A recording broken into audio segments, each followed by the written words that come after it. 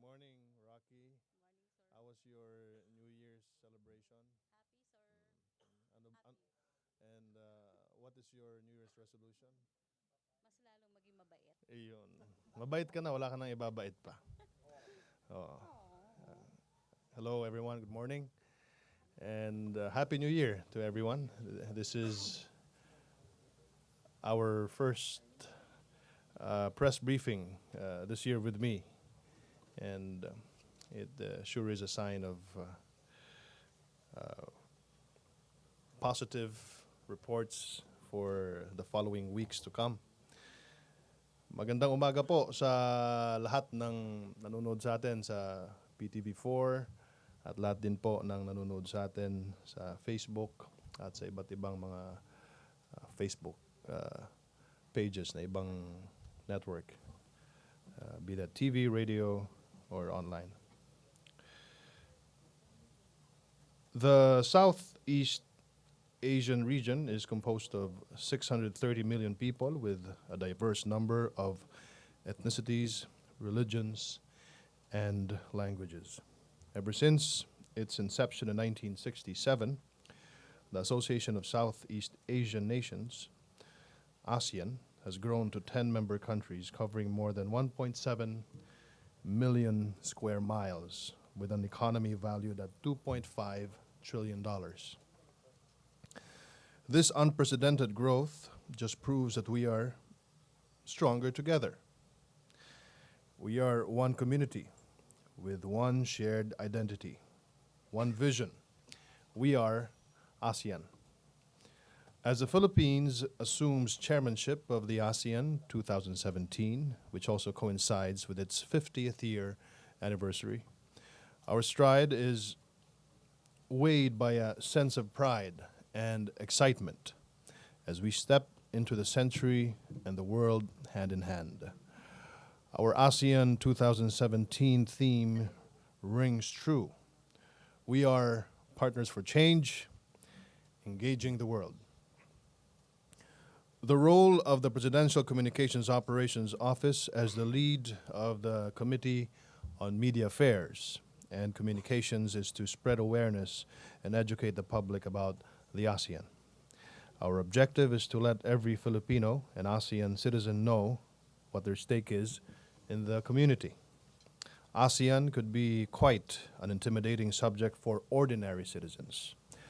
Our insights is that while 81% of ASEAN citizens have heard of the ASEAN, only 24% have a basic understanding of what it is and its purpose. This is alarming because every citizen benefits from this regional organization. It is the vision of PCOO that every Filipino will know how ASEAN has benefited them. We created a campaign that speaks to everyone from all walks of life, from government workers, media, NGOs, civil society, the academe, business sector, the youth, and even the grassroots communities.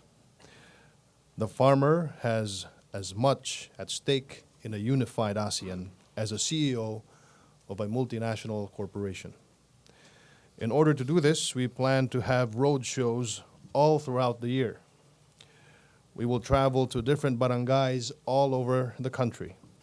ASEAN representatives from PCOO will deliver talks, conduct seminars, and even distribute comics and other reading materials written in different Philippine dialects. This way, no one is left behind, and we reach those without access to the internet or traditional media. So how exactly has ASEAN benefited us? These 2017 themes answer the question. It is the role of PCOO to communicate to the public by persuasive and creative executions made accessible to all through various mediums and channels. Number one, a people-oriented and people-centered will prioritize health and nutrition for ASEAN citizens and the social protection of women, the elderly, and disabled.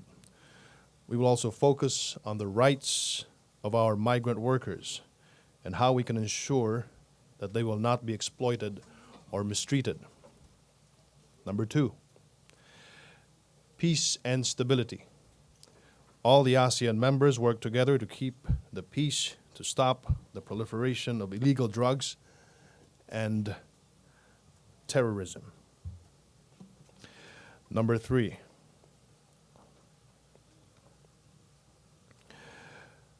to stop the proliferation of illegal drugs and to stop the proliferation of terrorism. Number 3, maritime security and cooperation ensures we protect our seas and the citizens who depend on it. Our fishermen and individuals who use these waters must be able to enjoy their rights and perform their tasks without feeling insecure about their safety. Due to the importance of shipping and seaborne trade in the region, we will need to conduct a series of workshops and dialogues to strengthen maritime security and cooperation.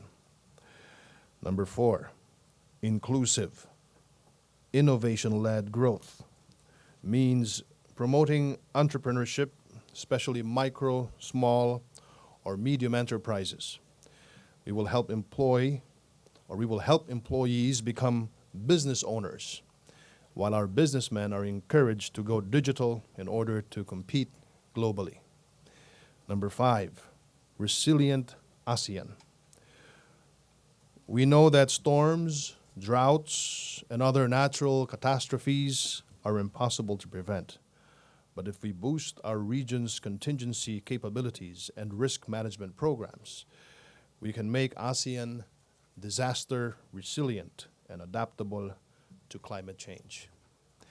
Number 6, ASEAN, a model of regionalism, a global player. We are stronger together. Our unity gives us better influence in addressing critical issues that serve the world. On January 15, all eyes will be in Davao City as we welcome our brothers and sisters in the ASEAN community. We will officially launch ASEAN 2017 at the Davao SMX Convention Center, and PCOO has partnered with different government agencies, led by the Department of Tourism, to create a memorable event that will set the tone to this important year-long commitment. PCOO has created some videos, by the way, that will succinctly explain our ASEAN 2017 roadmap. For this conference, we will show 4 videos, 1 AVP to summarize the ASEAN 2017 agenda, and 3 others to briefly talk about the 3 pillars of ASEAN, namely political security, socio-cultural, and socio-economic in animation form.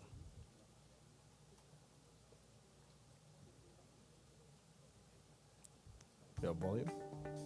The ASEAN is an organization founded on August 8, 1967. It was built to promote cooperation in the socio-cultural, economic, and political security pillars of the region. The Philippines will assume chairmanship of ASEAN 2017, which also coincides with the 50th year of the regional community. As the chair, the Philippines champions positive change in the community to produce a unified voice in the world. 6 thematic priorities were laid down to outline what the community needs in achieving holistic growth and development. Several major elements, outcome documents, policies, and agenda make up each of the 6 thematic priorities. A people-oriented, people-centered ASEAN. The ASEAN community puts its citizens' welfare at the center of its priorities, where the rights are protected and their well-being recognized as the key to the region's progress. Peace and stability in the region. This thematic priority aims to uphold peaceful coexistence and regional cooperation among its member states. Maritime security and cooperation. This adheres to the rule of law for the peaceful resolution of disputes and the preservation and protection of maritime resources. Inclusive innovation-led growth. This will provide opportunities for business growth and will help improve regional capacity in responding to the demands of the global economy. Resilient ASEAN. This will cultivate a sustainable region that's prepared and responsive to disasters. And lastly, ASEAN. A model of regionalism, a global player. As one, the community aims to showcase its various capacities as a global player in the international arena. These 6 priorities will forge the future towards ASEAN's vision of an inclusive, united, and progressive community. As the past has united us, it is our promised future that will make us stronger. We are one ASEAN. This is our journey. This is our future. Together. ASEAN 2017. Partnering for change. Engaging the world.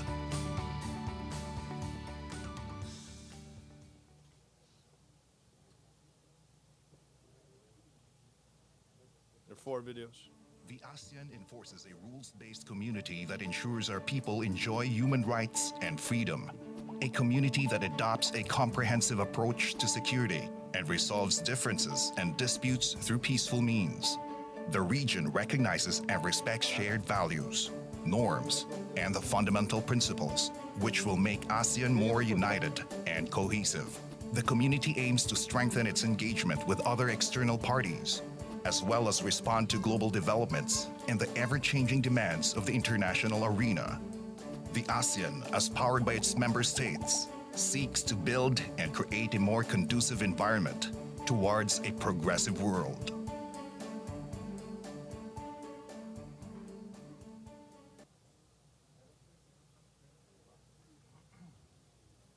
Last 2.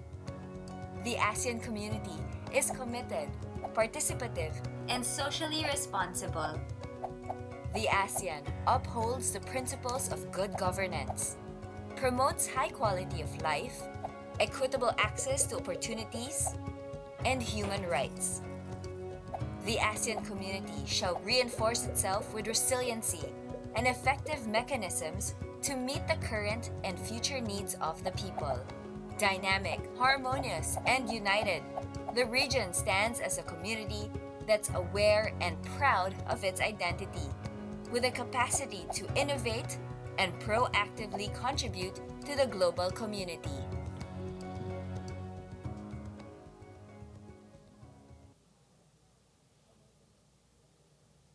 Last one. The ASEAN community is highly integrated, competitive, and innovative. The ASEAN aims to develop a regional economy that supports sustained high economic growth by increasing trade, investment, and job generation. The ability to respond to global trends and international standards enable the region to advance a single market agenda through a more seamless movement of investment, skilled labor, and deeper integration in trade and services. It is a community that promotes productive growth with enhanced micro, small, and medium enterprises that will make the region more competitive and dynamic. The ASEAN community shall have a more enhanced role and voice in addressing international economic issues in the global arena. There you go. Just 4 of the videos that we produced internally here at the PCO, led by the head of our branding, Howie. Where are you, Howie? Are you there? Yeah, there you go. Howie Oy King is the one who produced that, of course, with Assistant Secretary Kissinger Reyes. There are more videos to come. Ibang videos naman ay para sa ibang merkado. May English, may Tagalog, and other dialects in comics, no? And in pamphlets. Allow me to also launch today our social media pages with the official hashtag ASEAN 2017. For Facebook, it's facebook.com/ASEAN 2017. For Twitter, twitter.com/ASEAN 2017. And our Instagram account is at ASEAN 2017. Aside from the launch, the PCOO will coordinate and ensure the public has access to live streams, videos, and outcome documents so they can be aware and participate in the happenings during ASEAN 2017 summits, meetings, and events. We will take care of the media coverage with your help.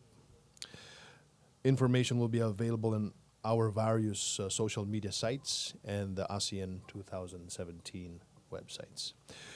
We will also provide media coverage, logistics, internet connectivity for each of the ASEAN 2017 meetings, including, as mentioned, the ASEAN launch in Davao on the 15th of January, the 30th ASEAN Summit on April 2016, and the 50th ASEAN Ministerial Meeting and related meetings coinciding with ASEAN's 50th anniversary celebration here in Metro Manila by August, and the 31st ASEAN Summit at Clark, Pampanga in November.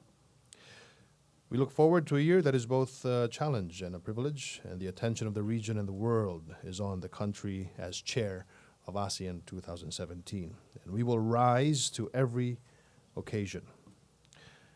An even stronger ASEAN will begin here, one that is a model for thinking nationally, working regionally, and engaging globally. We are one ASEAN. Thank you very much. We also have with us today in our press briefing to give us the more substantive of the ASEAN 2017, including the meetings, when it will be held, anong mangyayari.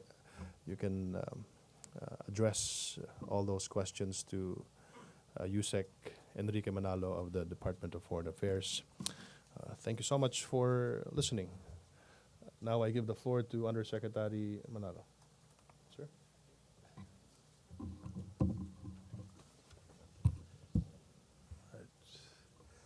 Thank you very much, Mr. Secretary. Members of the media, good morning. Magandang umaga, and of course, a Happy New Year to all of you. I want to give just a few points here, state brief remarks, and then if you have any questions later, I'd be very happy to entertain them. And I'll be adding on a bit on what Secretary Andanar spoke about this morning. On January 1 this year, the Philippines officially assumed the chairmanship of the Association of Southeast Asian Nations, or ASEAN, for the year 2017, which also happens to coincide with the 50th anniversary of ASEAN. This milestone event is an occasion for ASEAN to reflect on its success and achievements during the last 50 years and to prepare for the new challenges ahead in our region. As one of the 5 founding members of ASEAN, the Philippines has always been at the forefront of pushing for what is best for the region and its peoples. ASEAN itself is the fulcrum in which the current regional security architecture balances. ASEAN has been performing this function credibly, owing to years of success in espousing cooperation and cultivating peace and stability through the ASEAN way. Its peaceful and non-confrontational approach in resolving differences. The ASEAN community was formally launched on December 31, 2015, and this community envisions, quote, an outward-looking region with economies that are vibrant, competitive, and highly integrated, and an inclusive community that is embedded with a strong sense of togetherness and common identity, end quote. This community encompasses all facets of life as reflected by its political, security, economic, and social-cultural pillars. The Philippines is and has been active in all the 3 community pillars of ASEAN. All 3 communities are equally important for us to attain the ASEAN's Vision 2025 of a rules-based, people-oriented, and people-centered community with shared prosperity, where our peoples enjoy fundamental rights and freedoms and a higher quality of life. It's in this spirit that the Philippines aims for positive change in the lives of ASEAN citizens through initiatives that significantly impact on their lives. And we envision ASEAN's greater international engagement to advance our common interests. These are the guiding principles behind our chairmanship's theme, quote, partnering for change, engaging the world. And serving as our beacons for moving forward our national interests and that of the region are the 6 thematic priorities that the Philippine Chairmanship will pursue in 2017. I'll just repeat them as Secretary Andanar already went over them. Firstly, a people-oriented and people-centered ASEAN. Secondly, peace and stability in the region. Third, maritime security and cooperation. Fourth, inclusive innovation-led growth. Fifth, ASEAN's resiliency. And 6, ASEAN as a model of regionalism and a global player. These thematic priorities shall guide the work of the relevant Philippine government departments and agencies throughout the year. Under each thematic priority, the Philippines will be pursuing, among others, the adoption of important documents, the conduct of activities in ASEAN, the crafting of work plans, action agendas on vital issues and areas such as peace and security in the region, maritime cooperation, health and nutrition, the environment, women and children, migrant workers, radicalization and violent extremism, trade and investments, medium and small-scale medium enterprises, and innovation and inclusive growth. Now, in preparing for our substantive participation and our role as chairman of ASEAN, the ASEAN Secretary General, Le Lung Min, and his team from the ASEAN Secretariat conducted a working visit to the Philippines last month.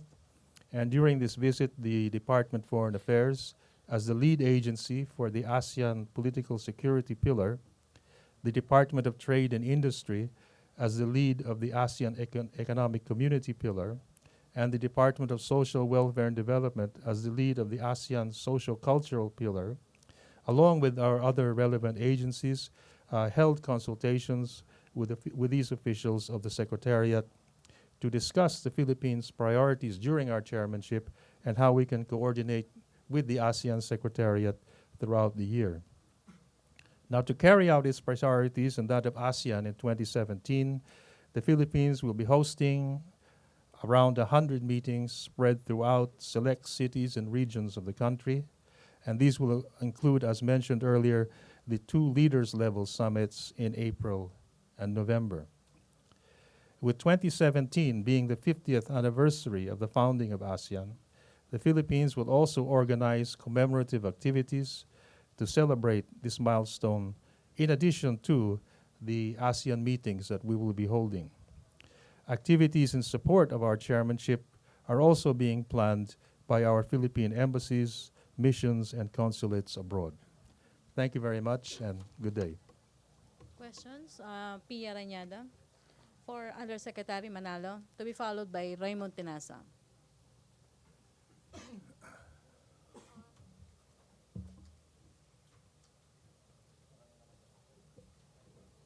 Microphone, RTVM.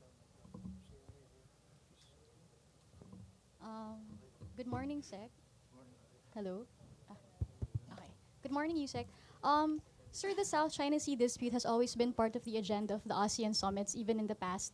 And as chairman, President Duterte will have a lot of influence on the agenda. So, but we also know that President Duterte has a strategy to not mention the Hague ruling just yet, given our friendship with China. So, has there been any discussion on how the dispute will be tackled during the summit?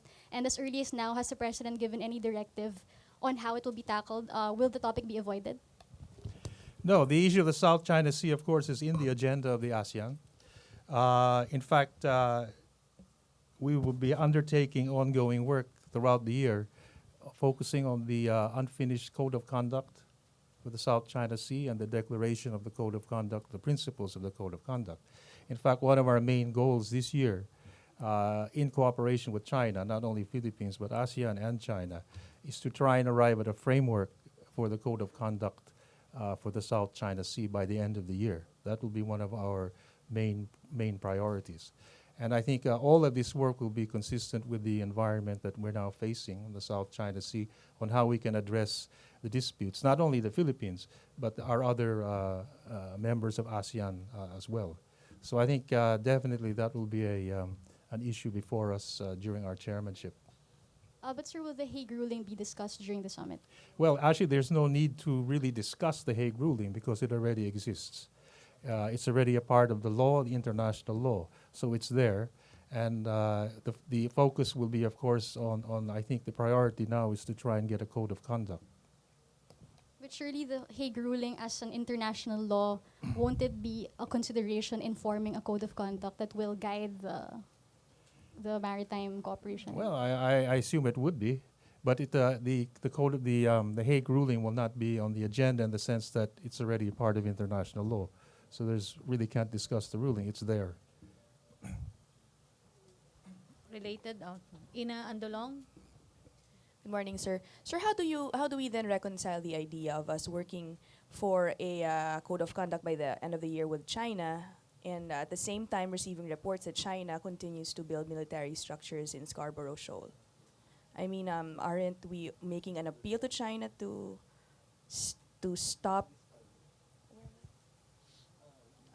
in disputed areas? Let me clarify. How are we not going to make an appeal to China to stop these pending the finalization of a COC? Well, that's the challenge we face in coming up with a framework. It's not only the Philippines who faces this challenge, but other claimant states in the region.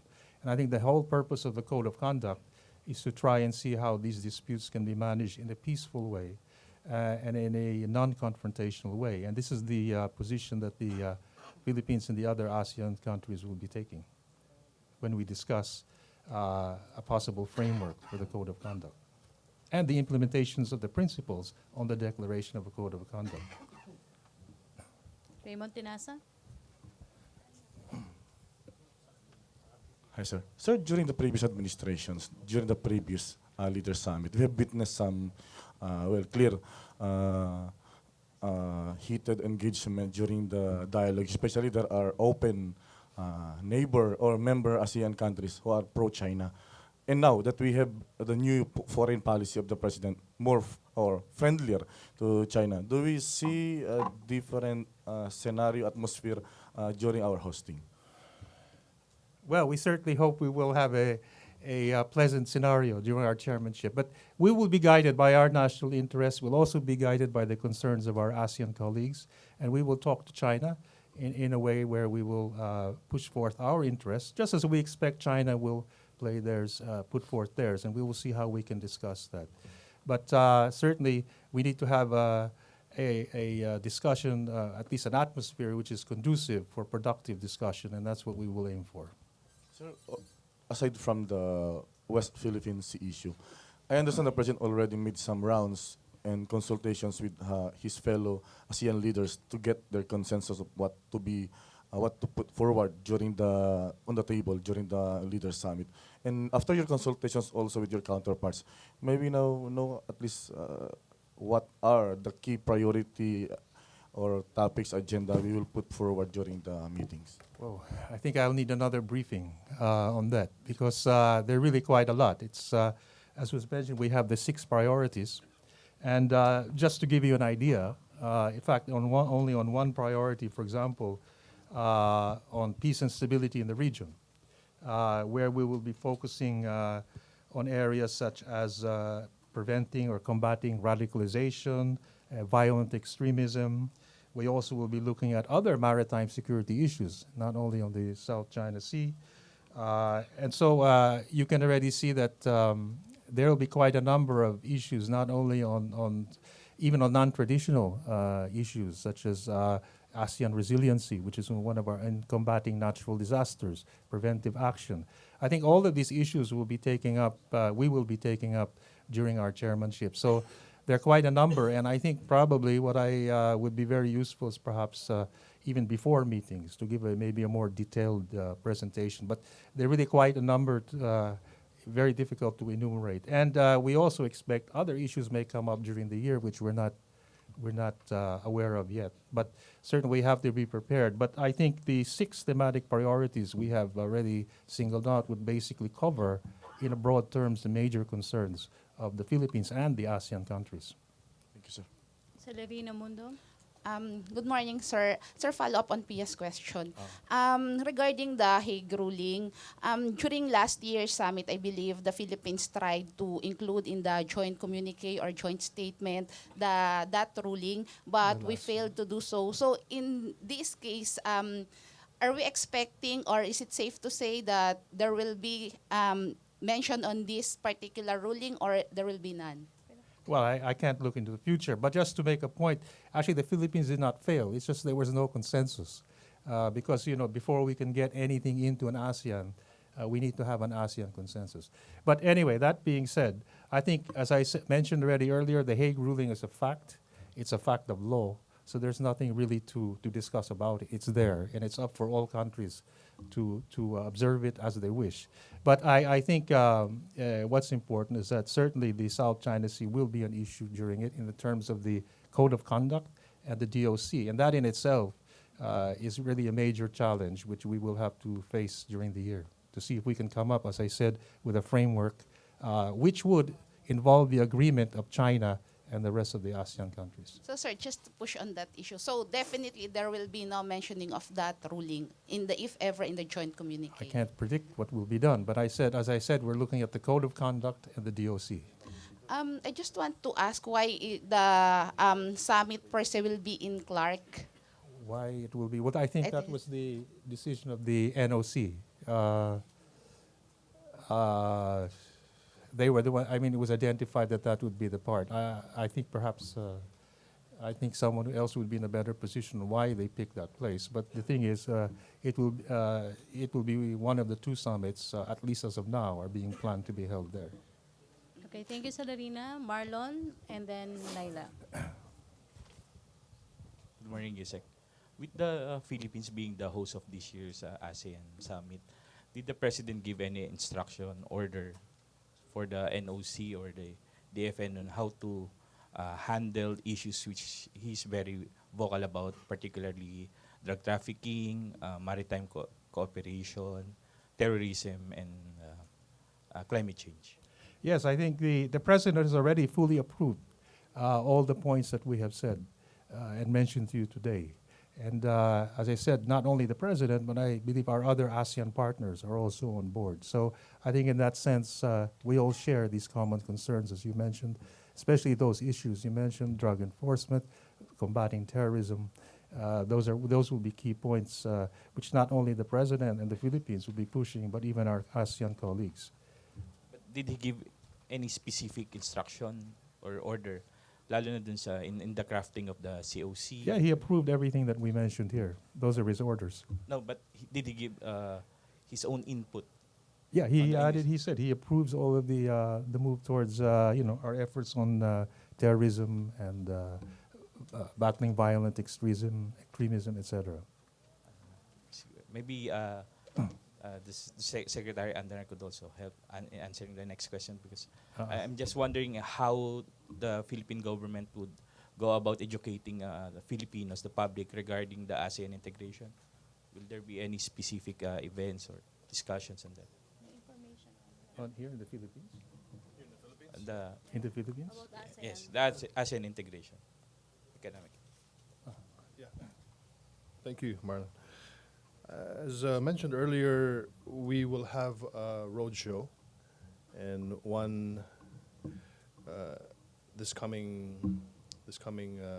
January 14th, right, in Davao City. And the roadshow will essentially show everyone and give everyone a rundown of what will happen during the ASEAN 2017 ministerial meetings and the summit itself, including roadshows that will also include those in the barangays and the puroks. Therefore, we have materials prepared targeting different markets of society. Okay, thank you. Thank you, Marlon. Thank you, Secretary. Laila with USEC Manalo. USEC Manalo. Good morning, sir. Will there be an ASEAN Plus 3 summit during this year, during the Philippine hosting of the ASEAN Plus 3? Will there be? Yes, yes, we will have not only the ASEAN summits, there will be the ASEAN Plus 3, and we will also have with our dialogue partners individually, we'll also have the EAS summit, East Asian Summit. So how do we see the ASEAN Plus 3 summit influencing the crafting of the Code of Conduct in the South China Sea? Well, the Code of Conduct is between ASEAN and China. So officially, the ASEAN Plus 3 does not tackle this issue. Thank you. MPC, questions? Pia Reñada. Yusek, how is President Duterte preparing for his role as host? Is he getting briefings on the topics to be discussed? And second level to that question would be, will he also be briefed on protocol, for example, because in past summits, we know that he missed some events. And given the kind of guest he was at summits, what kind of host will he be this year? The President is being fully briefed on every step of the way.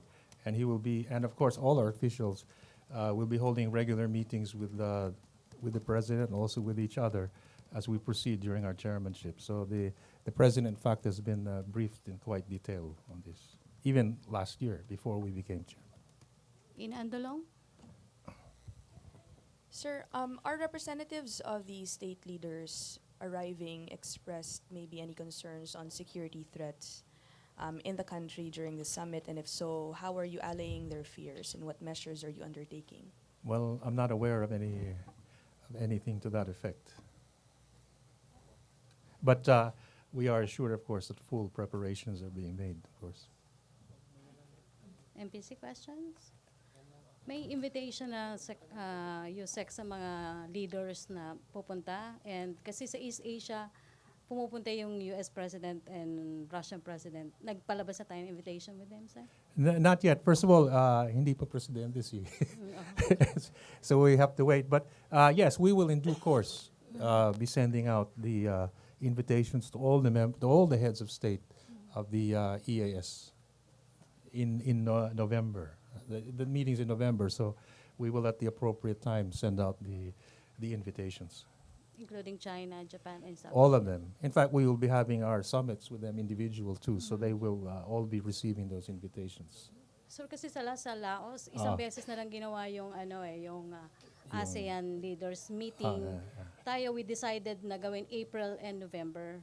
Well, actually, Why so? yung sa Laos, that was the special case. Kasi Laos sought the approval of ASEAN to have only a back-to-back. But the normal ASEAN way is to have two separate summits, one just amongst the ASEAN, and then the rest with our partners. Vic Sumintak?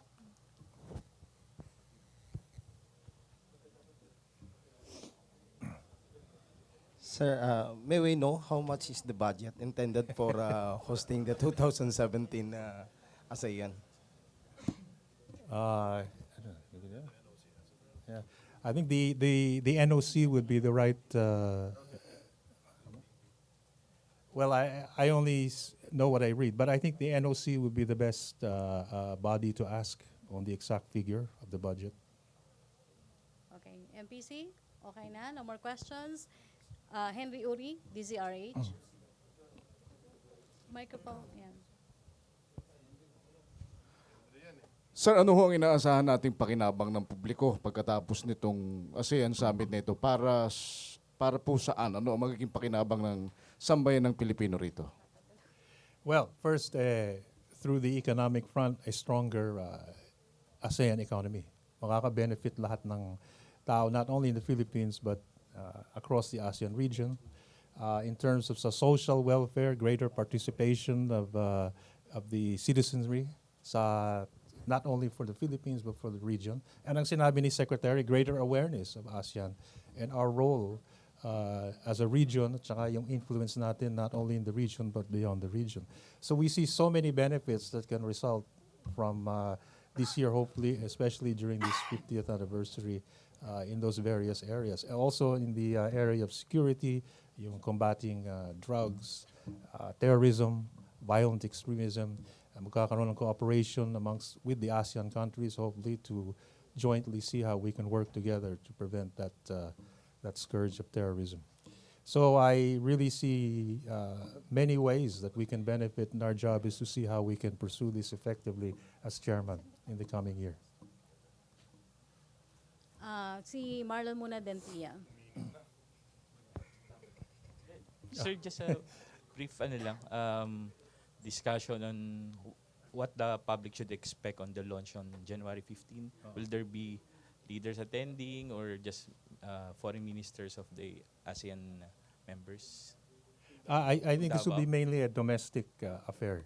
But of course, the diplomatic corps, I think, will be there sa Davao for the opening. Sir, this time with the ASEAN being held in the Philippines, will the President be seated next to the UN Secretary General and the next President of the US?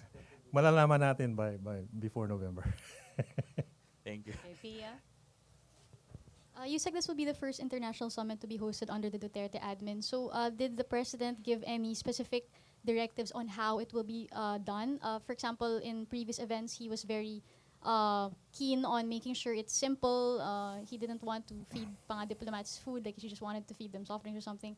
So will there be something like that for the hosting this of ASEAN 2017? No, our job is to ensure that it's effective and that we do our job and that it truly reflects the 50th anniversary of the ASEAN. So we will be doing our best. Those are our instructions. Okay, Marlon? Last question from Marlon. Tanong lang kanina, Sir, ni Ina, is there any specific security threat on the hosting, or did any member states raise this concern? Not aware. We haven't received anything on that. Okay, thank you. Thank you, Undersecretary Enrique Manalo. Thank you, Malacañang Press Corps, Presidential Communications Secretary Martin Andanar. So, okay, thank you. Thank you so much. We have an 11:30 with spokesperson Abelia, so we're good. Thank you so much. Let's give Yusek Manalo a round of applause. Thank you so much. Okay. Thank you. Thank you, Secretary Martin Andanar. Thank you, Undersecretary Manalo. Thank you, Malacañang Press Corps. Back to our main studio sa Radyo ng Bayan at PTV4.